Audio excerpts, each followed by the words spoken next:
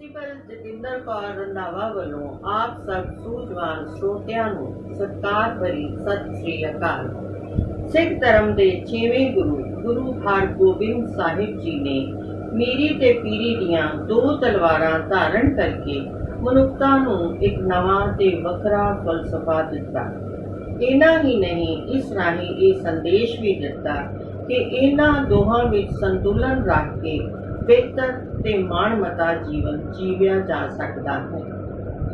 ਇਸ ਦੇ ਲਈ ਉਹਨਾਂ ਵੱਲੋਂ 1608 ਈਸਵੀ ਵਿੱਚ ਸ੍ਰੀ ਹਰਿਮੰਦਰ ਸਾਹਿਬ ਜੀ ਸ੍ਰੀ ਅੰਮ੍ਰਿਤਸਰ ਦੇ ਸਾਹਮਣੇ ਇੱਕ ਮਾਣਯੋਗ ਫਾਸਲਾ ਰੱਖ ਕੇ ਸ੍ਰੀ ਅਕਾਲ ਤਖ਼ਤ ਸਾਹਿਬ ਜੀ ਸ੍ਰੀ ਅੰਮ੍ਰਿਤਸਰ ਦੀ ਉਸਾਰੀ ਕਰਵਾਈ, ਜਿਸ ਨੂੰ ਸਿੱਖਾਂ ਦਾ ਪਹਿਲਾ ਤਖ਼ਤ ਸਾਹਿਬ ਹੋਣ ਦਾ ਮਾਣ ਪ੍ਰਾਪਤ ਹੈ। ਇਹ ਭਗਤੀ ਅਤੇ ਸ਼ਕਤੀ ਵਿੱਚ ਸੰਤੁਲਨ ਰੱਖ ਕੇ ਜੀਵਨ ਜਿਉਣ ਦਾ ਮਨੁੱਖਤਾ ਨੂੰ ਸੰਦੇਸ਼ ਦਿੰਦਾ ਹੈ। ਜਥੇਦਾਰ ਮੋਹਨ ਸਿੰਘ ਜੀ ਨਾਗੋਕੇ ਨੂੰ ਸ੍ਰੀ ਅਕਾਲ ਤਖ਼ਤ ਸਾਹਿਬ ਜੀ ਦੇ ਜਥੇਦਾਰ ਦੇ ਅਹੁਦੇ ਤੇ ਵਿਰਾਜਮਾਨ ਰਹਿ ਕੇ ਸੇਵਾ ਕਰਨ ਦਾ ਮੌਕਾ ਮਿਲਿਆ। ਇਸ ਸਮੇਂ ਦੌਰਾਨ ਸ੍ਰੀ ਅਕਾਲ ਤਖ਼ਤ ਸਾਹਿਬ ਜੀ ਦੇ ਨਾਮ ਨੂੰ ਉਹਨਾਂ ਨੇ ਕਿਸੇ ਵੀ ਧੜੇਬੰਦੀ ਵਾਸਤੇ ਵਰਤਣ ਦੀ ਆਗਿਆ ਬਿਲਕੁਲ ਨਹੀਂ ਦਿੱਤੀ। ਸਨ 1931 ਈਸਵੀ 1931 ਈਸਵੀ ਵਿੱਚ ਜਥੇਦਾਰ ਮੋਹਨ ਸਿੰਘ ਜੀ ਨਾਗੋਕੇ ਸ੍ਰੀ ਅਕਾਲ ਤਖ਼ਤ ਸਾਹਿਬ ਜੀ ਦੇ ਸਰਬਸੰਮਤੀ ਨਾਲ ਮੀਤ ਜਥੇਦਾਰ ਸਾਹਿਬ ਬਣਾਏ ਗਏ। ਹੋਰ ਮਹਾਨ ਸਿੱਖ ਵਿਦਵਾਨਾਂ ਵਾਂਗ ਉਹ ਵੀ ਸਮਝਦੇ ਸਨ, ਜਦੋਂ ਗੁਰਬਾਣੀ ਤੇ ਸਾਰੇ ਗੁਰੂ ਸਾਹਿਬਾਨ ਇੱਕ ਹਨ, ਇੱਕਾ ਬਾਣੀ ਇੱਕ ਗੁਰੂ ਇੱਕੋ ਸ਼ਬਦ ਵਿਚਾਰ, ਤਾਂ ਫਿਰ ਆਮ ਸਿੱਖਾਂ, ਸਾਰੀਆਂ ਸਿੱਖ ਸੰਪਰਦਾਵਾਂ ਅਤੇ ਸਾਰਿਆਂ ਗੁਰਦੁਆਰਾ ਸਾਹਿਬ ਵਿੱਚ ਇੱਕ ਰਹਿਤ ਮਰਿਆਦਾ ਹੋਣੀ ਸਮੇਂ ਦੀ ਮੁੱਖ ਲੋੜ ਹੈ। ਇਸ ਰਹਿਤ ਮਰਿਆਦਾ ਦੀ ਸਿਰਜਣਾ ਬਣਾਉਣ ਦੇ ਮਹਾਨ ਕਾਰਜ ਦੀ ਜ਼ਿੰਮੇਵਾਰੀ ਜਥੇਦਾਰ ਮੋਹਨ ਸਿੰਘ ਜੀ ਨਾਗੋਕੇ ਦੇ ਸਪੁਰਦ ਕੀਤੀ ਗਈ। ਆਪੇ ਸੇਵਾ ਲਾਇਨ ਆਪੇ ਬਖਸ਼ ਕਰੇ।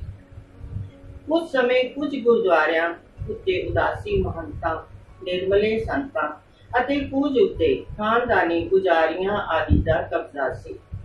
ਇਹ ਸਾਰੇ ਗੁਰੂ ਘਰ ਦੇ ਸ਼ਰਧਾਲੂਆਂ ਨੂੰ ਆਪਣੀ ਸਹੂਲਤ ਮੁਤਾਬਕ ਗੁਰਬਾਣੀ ਦੇ ਵੱਖਰੇ ਵੱਖਰੇ ਅਰਥ ਦੱਸਣਾ, ਸੇਵਾ ਸੰਭਾਲ ਅਤੇ ਗੁਰਸਿੱਖ ਦੀ ਰਹਿਣੀ ਬਹਿਣੀ ਲਈ ਆਪਣੀ ਆਪਣੀ ਮਰਜ਼ੀ ਚਲਾ ਰਹੇ ਸਨ। ਇਹਨਾਂ ਵਿੱਚੋਂ ਹੀ ਕੁਝ ਇਸ ਕਾਰਜ ਵਿੱਚ ਰੁਕਾਵਟਾਂ ਪਾਉਣ ਵਾਲੇ ਵੀ ਹੋ ਸਕਦੇ ਸਨ। ਗੁਰਬਾਣੀ ਕਿਰਤ ਕਰੋ, ਨਾਮ ਜਪੋ, ਵੰਡ ਛਕੋ ਅਤੇ ਸਮਾਜ ਦੇ ਆਰਥਿਕ ਤੇ ਸਮਾਜਿਕ ਵਿਤਕਰਿਆਂ ਤੋਂ ਉੱਪਰ ਉੱਠ ਕੇ ਸਰਬੱਤ ਦੇ ਭਲੇ ਦੀ ਅਤੇ ਬਰਾਬਰੀ ਦੇ ਸਿਧਾਂਤ ਉੱਤੇ ਪਹਿਰਾ ਦਿੰਦੀ ਹੈ। ਮਾਨਸ ਕੀ ਜਾਤ ਸਭੇ ਇੱਕ ਹੀ ਪਹਿਚਾਨ ਹੋ। ਜਥੇਦਾਰ ਨਾਗੋਕੇ ਜੀ ਨੇ ਸ਼੍ਰੋਮਣੀ ਗੁਰਦੁਆਰਾ ਪ੍ਰਬੰਧਕ ਕਮੇਟੀ ਸ੍ਰੀ ਅੰਮ੍ਰਿਤਸਰ ਦੇ ਸਹਿਯੋਗ ਨਾਲ ਸਿੱਖ ਵਿਦਵਾਨਾਂ, ਵੱਖਰੀਆਂ ਵੱਖਰੀਆਂ ਸੰਪਰਦਾਵਾਂ, ਨਿਰਮਲਿਆਂ ਤੇ ਹੋਰਨਾਂ ਨਾਲ ਵੀ ਬਾਰ-ਬਾਰ ਲੰਮੇ ਵਿਚਾਰ ਵਟਾਂਦਰੇ ਕਰਕੇ ਗੁਰਬਾਣੀ ਵਿੱਚੋਂ ਹਵਾਲੇ ਸਾਂਝੇ ਕਰਾ ਕੇ ਸਭ ਨੂੰ ਸਰਬ ਸਾਂਝੀ ਗੁਰਬਾਣੀ ਦੇ ਸਿਧਾਂਤ ਤੇ ਪਹਿਰਾ ਦੇਣ ਲਈ ਇਕੱਠੇ ਕਰ ਲਿਆ। ਗੁਰਬਾਣੀ ਦੇ ਸਿਧਾਂਤਾਂ ਅਨੁਸਾਰ ਸਭ ਦੀ ਰਾਏ ਲਈ ਗਈ। ਸਭ ਦੀ ਸਾਂਝੀ ਰਾਏ ਬਣਨ ਉਪਰੰਤ ਖਰੜਾ ਤਿਆਰ ਕਰਕੇ ਸਭਨਾਂ ਕੋਲ ਵਿਚਾਰਾਂ ਲਈ ਭੇਜਿਆ ਗਿਆ। ਉਹਨਾਂ ਨਾਲ ਫਿਰ ਵਿਚਾਰਾਂ ਕੀਤੀਆਂ ਅਤੇ ਉਸਾਰੂ ਸੁਝਾਵਾਂ ਤੇ ਗੌਰ ਕੀਤਾ। ਖਰੜੇ ਦੀ ਸੋਧ ਸੁਧਾਈ ਉਪਰੰਤ ਸ਼੍ਰੋਮਣੀ ਗੁਰਦੁਆਰਾ ਪ੍ਰਬੰਧਕ ਕਮੇਟੀ ਦੀ ਧਾਰਮਿਕ ਸਲਾਹਕਾਰ ਕਮੇਟੀ ਪਾਸੋਂ ਪ੍ਰਵਾਨਗੀ ਲਈ ਗਈ। ਸਨ 1935 ਈਸਵੀ ਵਿੱਚ ਉਸ ਖਰੜੇ ਨੇ ਇਤਿਹਾਸਕ ਦਸਤਾਵੇਜ਼ ਦੀ ਸ਼ਕਲ ਅਖਤਿਆਰ ਕਰ ਲਈ। ਦੇਸ਼ ਵਿਦੇਸ਼ ਵਿੱਚ ਸੁਸ਼ੋਭਿਤ ਗੁਰਦੁਆਰਾ ਸਾਹਿਬ ਵਿੱਚ ਅਤੇ ਆਮ ਜੀਵਨ ਜਾਂਚ ਲਈ ਅੱਜ ਵੀ ਇਸ ਰਹਿਤ ਮਰਿਆਦਾ ਨੂੰ ਸਨਮੁਖ ਰੱਖ ਕੇ ਸੇਧ ਲਈ ਜਾ ਸਕਦੀ ਹੈ। ਇਸ ਦੇ ਆਰੰਭ ਵਿੱਚ ਮਹਾਨ ਵਿਦਵਾਨਾਂ, ਜਥੇਬੰਦੀਆਂ ਦੇ ਪ੍ਰਮੁੱਖਾਂ, ਜਿਨ੍ਹਾਂ ਨਾਲ ਵਿਚਾਰ ਵਟਾਂਦਰੇ ਕੀਤੇ ਗਏ, ਉਹਨਾਂ ਦੇ ਨਾਮ ਸਤਿਕਾਰ ਸਹਿਤ ਦਰਜ ਹਨ। ਜਥੇਦਾਰ ਜੀ ਦਾ ਨਾਮ ਇਸ ਸੂਚੀ ਦੇ ਆਰੰਭ ਵਿੱਚ ਦਰਜ ਹੈ। देश कौम ते पंथ की सेवा के लिए जो महान कारज 20वीं सदी के आरंभ में शुरू हुए, उन्हां कारजां नूं सिरे चढ़ाउण वाले सज्जन जो अकाली लहर विच मोटी बन के कुर्बानियां करन तो बाद उपर ते निखर के सामने आए, उन्हां विचों जथेदार मोहन सिंह जी नागो के सर्व परवानत अते प्रभावशाली नेता हुए। हिंदुस्तान के बंटवारे समय भाव सन 1947 1947 समय वो सर्वसम्मति नाल जथेदार श्री अकाल तख्त साहिब जी अमृतसर अते सर्वसम्मति नाल ही प्रधान श्रोमणी गुरुद्वारा प्रबंधक कमेटी श्री अमृतसर दियां दोवें ही महान सत्कारत पदवियां ते इक्को ही समय विराजमान सन। इको ही समय पंथ दियां इन्हां दोहां पदवियां ते सुभाएमान रह के सेवा करन दा माण अज तक सिर्फ जथेदार मोहन सिंह जी नागो के नूं ही प्राप्त होया है। गुरबाणी फरमाउंदी है, सतगुर की सेवा सफल है, जे को करे चित लाए, मन चिंदिया फल पावना, हमें विचों जाए। असी जथेदार नागो के जी वालों लिखी गई हथ लिख काले पानी के सफर अंडेमान निकोबार के सफर नूं जारी रखते हाँ। आबो हवा क्लाइमेटिक कंडीशंस। इस टापू के हवा पानी संबंधी तुर लग्या कुछ दोस्तां मित्रां ने बड़ा माड़ा ख्याल दिता सी, परंतु इत्थे आण के अड अड पंजाबियां नूं मिल के जिन्हां नूं इत्थे 5-5 10-10 15-15 साल रहतियां हो गए हन, इस नतीजे ते पुजे कि साडे देश नूं या ते लोकां नूं एवें गलतफहमी सी ते या पिछले सालां विच इसदा काफ़ी सुधार हो गया है। इत्थों दी आबो हवा चंगी है, पंजाबियां दे मापक है, उन्हां दे बच्चियां दे काट ते सेहत विच कोई फर्क नहीं जापया। सानू ऐसे पंजाबी भी मिले हैं जो उत्थे 2-2 पुश्तां तो रहिंदे हन, तो कदे बीमार नहीं हुए।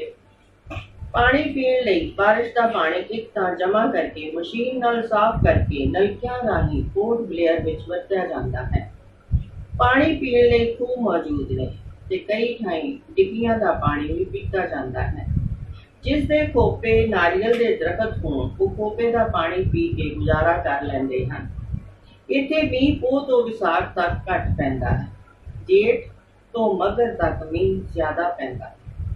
इस नालों मध्य अंडेमान विच घट ते उत्तरी अंडेमान विच उस नालों भी घट पैंदा है। दक्षिणी अंडेमान अते उत्तरी अंडेमान की बारिश का हेठ लिखे अनुसार फर्क है। उत्तरी अंडेमान वध तो वध 106 इंच सालाना, घट तो घट 32 इंच सालाना। दक्षिणी अंडेमान पोर्ट ब्लेयर विच 250 इंच सालाना, 84 इंच सालाना। पोर्ट ब्लेयर भाव दक्षिणी अंडेमान विच मीह ज्यादा पैंदा है। ठंड इन्हां टापूआं विच बहुत नहीं पैंदी ते ना ही बहुत गर्मी पैंदी है। वो माघ फग्गण चेत ते विसाख के महीनिਆਂ विच बाकी महीनिਆਂ नालों ठंड कुछ घट पैंदी है, परंतु मौसम इक्को जिहा रहिंदा है। वध तो वध टैंपरेचर 86 डिग्री है ते घट तो घट 71 डिग्री है। इस टापू विच 2 हस्पताल, एक जनाना ते एक मर्दाना पोर्ट ब्लेयर विच हैं ते एक हस्पताल बैमू फ्लैट नामी पिंड विच है ते 5 देहाती डिस्पेंसरियां हैं जिथों तक बीमारियां का संबंध है। अंडेमान दे हस्पतालों में साल 1947 1947 विच केवल 1983 आदमी दाखिल हुए, जिन्हां विचों मोटियां बीमारियां का वेरवा इस प्रकार है। तपदिक 28, मरोड़ 95, टाइफाइड 29, बुकवर्म 80, मलेरिया 914, नमूनिया 161, राउंडवर्म 164, खुर 61, 61, आश्तक सुधार 175, अनुईए 39, 39। इत्थे साल हस्पतालों में 200 बच्चे जम्मे पैदा हुए, ਤੇ 142 ਮੌਤਾਂ ਹੋਈਆਂ। ਵੈਸੇ 1947 ਈਸਵੀ ਵਿੱਚ 296 ਬੱਚੇ ਜੰਮੇ ਅਤੇ 180 ਮੌਤਾਂ ਹੋਈਆਂ। ਮਲੇਰੀਏ ਦੇ 914 ਦਾਖਲ ਹੋਏ, ਬਿਮਾਰਾਂ ਵਿੱਚੋਂ 90 ਮਰ ਗਏ ਤੇ ਬਾਕੀ ਰਾਜੀ ਹੋਏ। ਉੱਪਰਲੇ ਨਕਸ਼ੇ ਤਾਲਿਕਾ ਤੋਂ ਇਹ ਸਿੱਧ ਹੁੰਦਾ ਹੈ ਕਿ ਇੱਥੋਂ ਦੀ ਆਬੋ ਹਵਾ ਚੰਗੀ ਹੈ ਤੇ ਕਈ 70-75 ਸਾਲ ਦੀ ਉਮਰ ਦੇ ਆਦਮੀ ਖੇਤੀਬਾੜੀ ਕਰਦੇ ਦੱਸੇ ਜਾਂਦੇ ਹਨ। ਜ਼ਮੀਨ, ਸॉइल, लैंड फार्मिंग, वेजिटेशन, पॉपुलेशन। जिस तरह के ऊपर दसिया जा चुका है, ग्रेट अंडेमान जिसके 3 हिस्से हैं की जमीन पहाड़ी भी है ते पद्धरी भी है। इस सारे की हुण तक सैटलमेंट नहीं हुई, इसलिए इसका ठीक रकबा दसना कठिन है।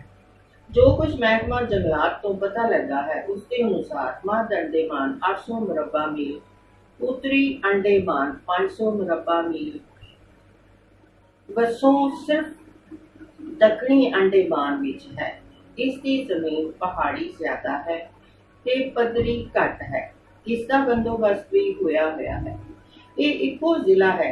पोर्ट ब्लेयर ते इस दियां 2 तहसीलां एबरडीन, बिम्बरलीगंज हैं।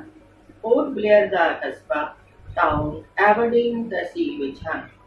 एबरडीन तहसील विच छोटियां 37 कलोनियां आबादियां हैं ते विम्बरलीगंज तहसील विच 31 आबादियां हैं। एबरडीन तहसील विच वाहन योग कल्टीवेटेड लैंड वगदी जमीन फर्स्ट क्लास पद्धरी 996 एकड़, सैकंड क्लास पद्धरी 823 एकड़ ते थर्ड क्लास पद्धरी जमीन 232 एकड़ है। पहाड़ी रकबा 1127 एकड़ ते कुल रकबा 3178 है। 3178 एकड़ है,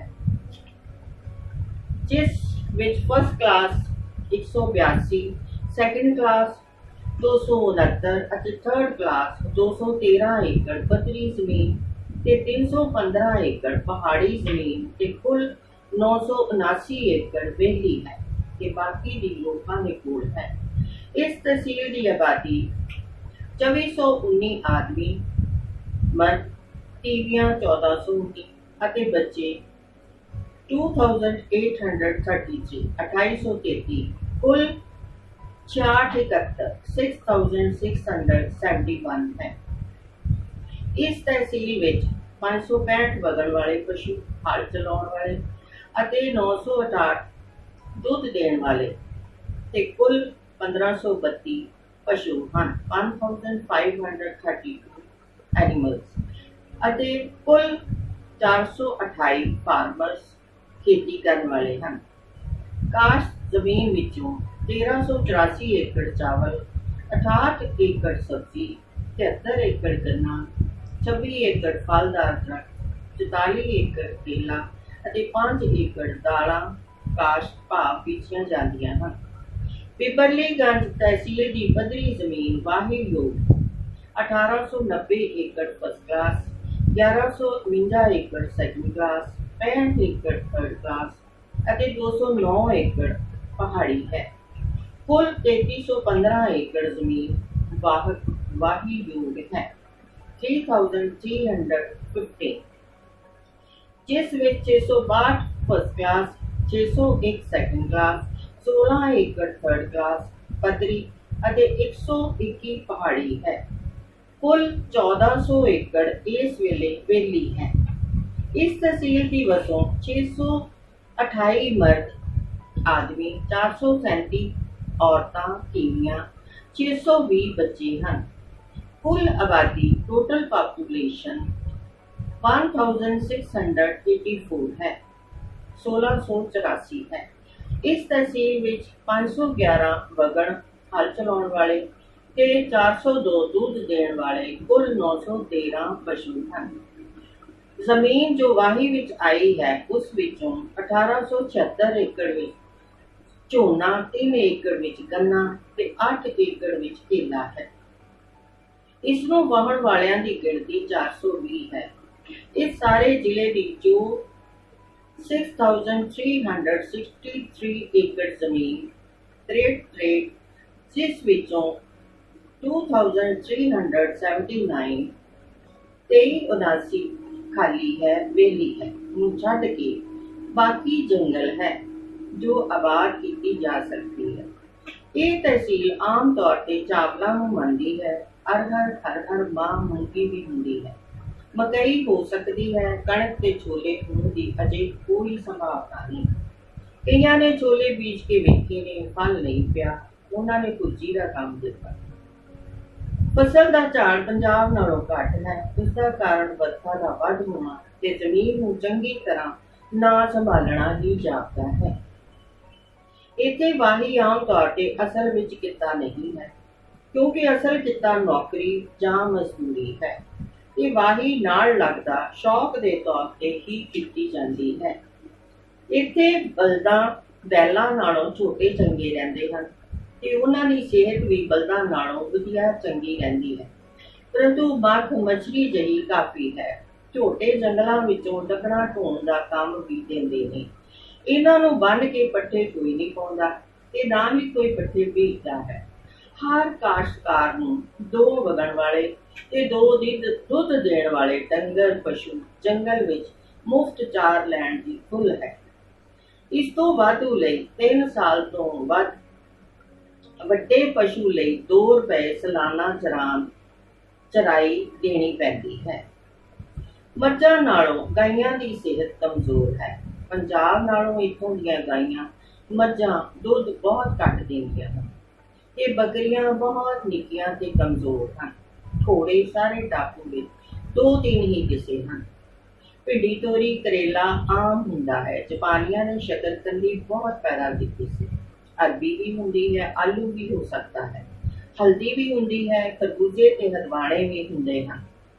फलां विचों केला ते पपीता हुंदे हन। अंब दे दरखत भी काफी अते संतरा, नींबू, माल्टा, चकोतरा ते गलगलां चंगियां हो सकदियां हन। नारियल नूं ਇਹ ਜ਼ਮੀਨ ਚੰਗਾ ਮੰਨਦੀ ਹੈ ਕਿ ਉਹ ਕਾਫੀ ਹੈ। ਰਬੜ ਦੇ ਦਰਖਤ ਵੀ 1-2 ਥਾਈਂ ਕਾਫੀ ਗਿਣਤੀ ਵਿੱਚ ਲੱਗੇ ਹੋਏ ਹਨ। ਨਾਰੀਅਲ ਤੇ ਆਮ 7 ਸਾਲਾਂ ਪਿੱਛੋਂ ਫਲ ਦਿੰਦੇ ਹਨ। ਸੰਤਰੇ, ਅਮਰੂਦ ਵਗੈਰਾ 3 ਸਾਲਾਂ ਪਿੱਛੋਂ ਤੇ ਕੇਲਾ ਤੇ ਪਪੀਤਾ 1 ਸਾਲ ਪਿੱਛੋਂ ਫਲ ਦਿੰਦੇ ਹਨ। ਮੁੱਢੀ ਗੱਲ ਇਹ ਕਿ ਜ਼ਮੀਨ ਜ਼ਰਖੇਜ਼ ਉਪਜਾਊ ਹੈ ਤੇ ਚੰਗੇ ਮਿਹਨਤੀ ਫਾਰਮਰਸ ਕਾਸ਼ਤਕਾਰਾਂ ਤੋਂ ਬਿਨਾਂ ਭੰਗਦੇ ਭਾੜੇ ਜਾ ਰਹੀ ਹੈ। इन्हां टापुआं दी आइलैंड्स की सारी जमीन सरकार हिंद की मलकीयत है। जेकर किसी आदमी ने जमीन लैनी होवे तां ओह एप्लीकेशन दरखास्तां दे के हासिल कर लैंदा है। उन्हां नूं 5 ਤੋਂ 10 एकड़ जमीन वाहण लई दित्ती जांदी है। जे ओह लगातार वाहुंदा जावे तां 5 साल तक मुजारिया गैर मारूस हुंदा है। 5 साल बाद उसनूं मारूसी मालकी दे हक प्राप्त हुंदे ने ते सरकार की मंजूरी नाल वो अपने हकूक तहत बिक्री ते हिसाब भी कर सकता है। Land evaluation and taxes. पत्नी फर्स्ट क्लास जमीन एबरडीन वेस्टलिंगटन तक 4.5 रुपए फी एकड़ पर एकड़ एनुअल सालाना। डेमलिंगटन तो अगे 4 रुपए फी एकड़ सालाना। सेकंड क्लास 2 रुपए फी एकड़ सालाना। पहाड़ी सफेद 2 रुपए फी एकड़ सालाना। गन्ना 6 रुपए फी एकड़ सालाना। नारियल पहले 12 वरियां लई, उस तो बाद पिछों 4 आने फी एकड़ सालाना ते फिर 1.5 रुपए फी एकड़ सालाना। रबड़ बाहर भेजण ते सरकार कुछ रॉयल्टी लैंदी है। फार्मर्स काश्तकार नूं घर बनाउण ते पशु बन्नण लई जगह मुफ्त दित्ती जांदी है ते उस उत्ते 2 रुपए सालाना हिसाब नाल थां दा किराया देना पैंदा है। जमीनां दे मालकाना मामले उत्ते फी रुपया लिया जाता है। सलोतरी फीस 2 आने फी डंगर पशु सालाना। पढ़ाई दा टैक्स 4 पाई, मामले ते फी रुपया। पिंडां विच नंबरदार ते चौकीदार तनख्वाहदार सैलरी ते हुंदे हन। उन्हां दी फीस नंबरदारी ते चौकीदारी 1 रुपया मंथली महीनावार हुंदी है। 1500 रुपए माहवार तो ज्यादा कमाई करने वाले नूं देने ही पैंदे हन। बाजार विच घर बनाउण वालियां वास्ते 100 मरबा फुट जो इमारत के थल्ले होवे ਅਤੇ 2 ਸੈਂਕੜਾ ਮੁਰੱਬਾ ਫੁੱਟ ਜੋ ਵਿਹਲੀ ਥਾਂ ਹੋਵੇ ਇਸ ਲਈ ਟੈਕਸ ਦੇਣਾ ਪੈਂਦਾ ਹੈ ਤੇ ਇਹਨਾਂ ਲਈ ਸਾਲਾਨਾ ਫੀਸ ਰੁਪਇਆ ਹਾਊਸ ਟੈਕਸ ਤੇ ਪੜ੍ਹਾਈ ਦਾ ਟੈਕਸ ਵੀ ਦੇਣਾ ਪੈਂਦਾ ਹੈ। ਮਕਾਨ ਹਾਊਸਿਸ ਇੱਥੇ ਸਮੁੱਚੇ ਲੱਕੜੀ ਦੇ ਹੁੰਦੇ ਨੇ। ਸ਼ਹਿਰਾਂ ਵਿੱਚ ਹੇਠਲੀ ਛੱਤ ਵਿੱਚ ਦੁਕਾਨ ਤੇ ਉੱਪਰਲੀ ਛੱਤ ਤੇ ਰਿਹਾਇਸ਼ ਹੁੰਦੀ ਹੈ। ਜੋ ਕੁਝ ਸਾਨੂੰ ਪਬਲਿਕ ਅਤੇ ਅਫਸਰਾਂ ਵੱਲੋਂ ਦੱਸਿਆ ਗਿਆ ਹੈ ਤੇ ਥੋੜਾ ਬਹੁਤ ਅਸੀਂ ਵੀ ਵੇਖਿਆ ਹੈ, ਦੱਖਣੀ ਅੰਡੇਮਾਨ ਦੀ ਜ਼ਮੀਨ ਮੱਧ ਅੰਡੇਮਾਨ ਤੇ ਉੱਤਰੀ ਅੰਡੇਮਾਨ ਨਾਲੋਂ ਘੱਟ ਉਪਜਾਊ, ਹੌਲੀ ਤੇ ਪਹਾੜੀ ਹੈ। ਇਹਨਾਂ 2 ਟਾਪੂਆਂ ਦੀ ਜ਼ਮੀਨ ਚੰਗੀ ਹੈ।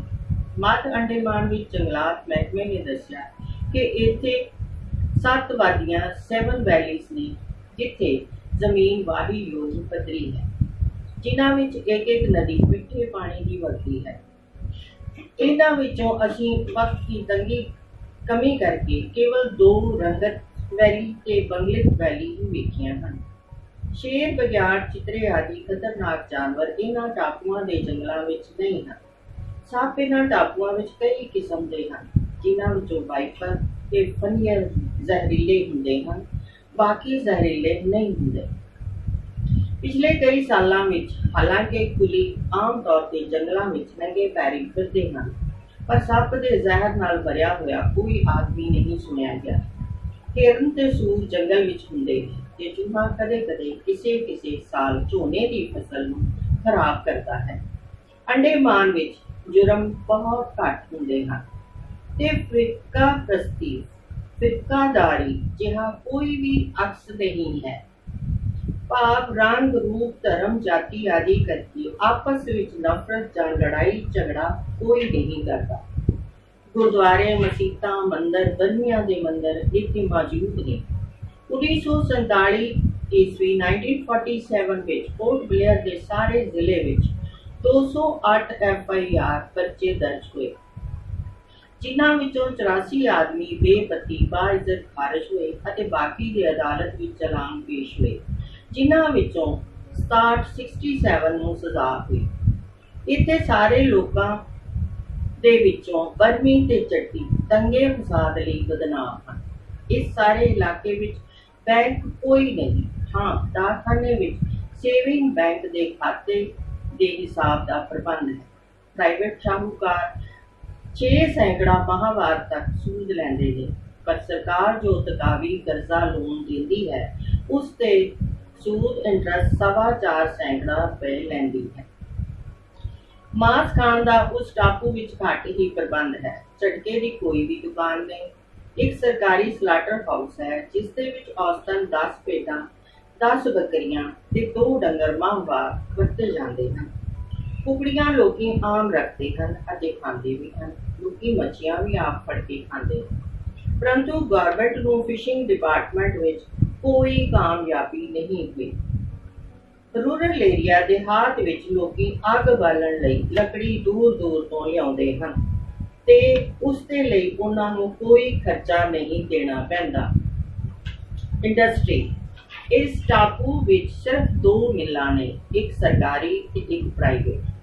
ਵਿਪਰੋ ਕੰਪਨੀ ਦੀ ਮਾਚਿਸ ਦੀ ਫੈਕਟਰੀ ਹੈ। ਇਹ ਦੋਵੇਂ ਚੀਜ਼ਾਂ ਲੱਕੜੀ ਤੇ ਮਾਚਿਸ ਦੀਆਂ ਤੀਲੀਆਂ ਤੇ ਨਾਰੀਅਲ ਅਤੇ ਥੋੜੀ ਜਿੰਨੀ ਰਬੜ ਇਸ ਟਾਪੂ ਤੋਂ ਬਾਹਰ ਭੇਜੀ ਜਾਂਦੀ ਹੈ ਅਤੇ ਬਾਕੀ ਜ਼ਿੰਦਗੀ ਦੀ ਜ਼ਰੂਰਤ ਦੀ ਹਰ ਇੱਕ ਸ਼ੈ, ਵਸਤੂ, ਰਾਸ਼ਨ, ਕੱਪੜਾ ਆਦਿ ਹਿੰਦੁਸਤਾਨ ਤੋਂ ਮੰਗਾਇਆ ਜਾਂਦਾ ਹੈ। 1947-48 ਈਸਵੀ ਵਿੱਚ ਇਸ ਟਾਪੂ ਤੋਂ 20-22 ਬੋਰਾ ਨਾਰੀਅਲ ਦੇ ਤੇ 13,101 ਬੋਰੇ ਖੋਪਰੇ ਦੇ ਬਾਹਰ ਭੇਜੇ ਗਏ। ਦੁਕਾਨਾਂ ਆਮ ਕਰਕੇ ਐਬਰਡੀਨ ਵਿੱਚ ਹੀ ਹਨ। ਦੇਹਾਤ ਰੂਰਲ ਏਰੀਆ ਵਿੱਚ ਹਰ ਪਿੰਡ ਵਿੱਚ ਇੱਕ ਦੁਕਾਨ ਵੀ ਨਹੀਂ, ਕਿਤੇ ਦੁਕਾਨ ਹੁੰਦੀ ਹੈ। ਚੁਨਾਚੀ ਇੱਕ ਦੁਕਾਨਦਾਰ ਜਿਸ ਕੋਲ ਰਾਸ਼ਨ ਤੇ ਕੱਪੜਾ ਵੀ ਪਿਆ ਹੈ, ਉਸ ਦੀ ਮਾਹਵਾਰੀ ਵਿਕਰੀ 2,500 ਰੁਪਇਆ ਹੈ। Means of transportation port Blair ਵਿੱਚ ਹੀ ਕਈ ਸਮੁੰਦਰ ਦੇ ਘਾਟ ਹਨ, ਜਿਵੇਂ ਕਿ ਜੈਕਮ, ਫਿਨਸ, ਬੰਬੂਕਨੈਟ, ਕੋਇਲਾ ਘਾਟ, ਪਾਣੀ ਘਾਟ, ਰਾਸ਼ਨ ਘਾਟ, ਐਬਰਡੀਨ ਘਾਟ ਹਨ। ਪਰ ਵੱਡੇ ਜਹਾਜ਼ ਅੱਜ ਕੱਲ੍ਹ ਜੈਕਮ ਘਾਟ ਤੇ ਹੀ ਲੱਗ ਸਕਦੇ ਹਨ। ਇੱਥੇ ਇੱਕ ਏਅਰਪੋਰਟ, ਹਵਾਈ ਅੱਡਾ ਵੀ ਹੈ। जो वरतों विच नहीं आ रहा। टुटी फुटी पक्की सड़क भी है, सड़क ते मोटर बस सर्विस भी है, पर ये बहुत थोड़ी थां ते ही चलती है। बाकी जगह विच सवारी ट्रांसपोर्ट का कोई वसीला प्रबंध नहीं। एक दो घाटां लई मोटर बोटां भी चलदियां हन। इन्हां जजीरियां दा बजट घाटे वाला बजट है। 1947 ईस्वी का 1947 का बजट 37,22,000 आमदनी है। उस दे मुकाबले विच 72,42,000 खर्चा है। इस जजीरे विच सोहनी जमीन, चंगे जंगल ते वधिया सीनरी तो बिना होर भी दो दिन चंगियां गल्लां हन। एक तां इस टापू विच फिरकू किच कम्युनलिज्म नहीं ते दूजा इस विच कोई भी आदमी बेरोजगार अनएम्प्लॉयड नहीं है। ये वेख के मैं हैरान हाँ कि फिर इस टापू विच प्रोग्रेस तरक्की क्यों नहीं हुई। इसकी भी कोई दलील सुझदी है कि सरकार इसकी तरक्की चाहती ही नहीं कि इसनूं सिर्फ ते सिर्फ डर के माहौल के तौर ते ही वरतदी सी। इत्थे किसी नूं परमिशन इजाजत तो बगैर आउण जाण नहीं सी देंदी। हालांकि भारत नूं भी आज़ादी मिलिया साल तो वध उत्ते हो गया है, पर अजे भी इत्थे आवाजाई चीफ कमिश्नर की आग्या नाल ही हो सकती है। एवें नहीं, आवाजाई अते चिट्टी चपट्टी का साधन बहुत ज्यादा देर लगाउंदा। 27 जनवरी 1949 नूं लौटे वेले बाद दोपहर 4 बजे साडा जहाज अंडेमान के टापू पोर्ट ब्लेयर तो तुरिया। 28 जनवरी नूं सवेरे सानू कार निकोबार टापू दिसिया। इत्थे जहाज ने थोड़ा जिहा रुकना खलोना सी, पर चूंकि साडे डेलीगेशन ने इस टापू नूं भी वेखना सी, इसलिए जहाज सारा दिन 3 बजे तक इत्थे खलोता रहा। असीं सारे जहाज तो उतर के बेड़ी राही कार निकोबार टापू के कंढे ते चले गए। इस टापू के हालात बड़े स्वादले इंटरेस्टिंग ने, जो अगली किश्त अध्याय विच दिते जाणगे। 15 अगस्त 1947 में हिंदुस्तान आज़ाद हो गया, पर नाल ही देश दो हिस्सों में वंडिया गया। कट्टरवादी सोच वाले लोगों ने पश्चिमी पंजाब विच वसण वाले हिंदू सिख भरावां दे घरां ते जमीनां आदि उत्ते कब्जे करके माहौल नूं फिरकू रंगत दे दी। हज़ारां परिवार काफिलियां दे विच शामिल होकर पूर्वी पंजाब आ गए।